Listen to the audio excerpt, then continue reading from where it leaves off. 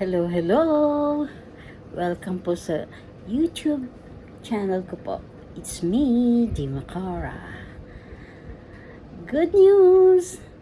Isang buwan na po tayo. It's my first month anniversary po. Nakaisang buwan na po tayo. At maraming salamat po sa lahat po ng sumuporta, sa lahat ng nag-likes, nag-share. Salamat po. Alam niyo po, natutuwa ako at ang dami pong improvement. Kahit yung YouTube, ni-encourage po ako talaga. Ang dami kong natutuhan. Kasi pag po tinitingnan ko yung analytics po ng mga video ko, merong marami yung viewers, meron yung marami yung likes. Tsaka po yung subscriber ko po, padami ng padami. Maraming salamat po. Isang buwan pa lang po tayo ha. Kaya dapat marami na rin ako natutuhan na kung anong video ang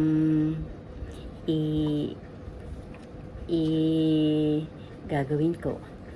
Kasi po, yan, nakaano po kasi kung alin yung video na maraming viewers, maraming subscriber. So, doon po dapat ako mag-focus. So, maraming salamat sa YouTube dahil nire-remind ako tsaka kung ano yung mga rules na hindi dapat gawin. Ang dami po, nakaka-excited. Enjoy nga po ako eh. Kasi lalo na pag araw-araw merong nagsa-subscribe, talaga enjoy po ako. Maraming salamat po. At napakasarap ng feeling ba na kahit part-time lang yung gawa mo. Kasi po, hindi pa po ako si full-timer kasi nagtatrabaho pa ako. So, I used to work every day. So, only part-time I do the YouTube. Kaya nga sabi ko po sa inyo, retirement work ito. So, kung hindi ko na po kaya magtrabaho, YouTube, gagawa na lang po ako ng YouTube. Di po ba? Nakaka-inspired, gaan ng puso kasi ang sarap ba? Everyday, ang dami mong iniisip. Ano kaya ang gagawin kong content? Saan kaya ako magpo-focus? Ang dami. Kasi po, nagre-research din po ako sa ibang mga vlogger. Tsaka nagtatanong din po ako kung ano. And speaking of the computer, natututo na po ako. Slowly but sure, sabi nga. Na nakaka-edit na po ako ngayon. Alam ko na kung paano, pero mabagal nga lang. But of course, with the help of my daughter, she will finish it for me. Ang gusto ko pa pong malaman ngayon ay kung paano nilalagyan ng sound. Sabi po nga nila, dapat hindi lang daw po ako mag-focus sa YouTube.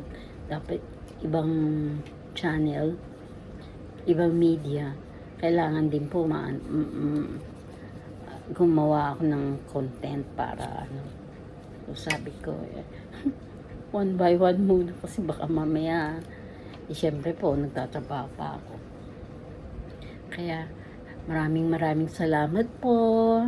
I take this opportunity to thank everybody, lahat po ng subscriber ko, tsaka po yung mga nag-like, mga viewers.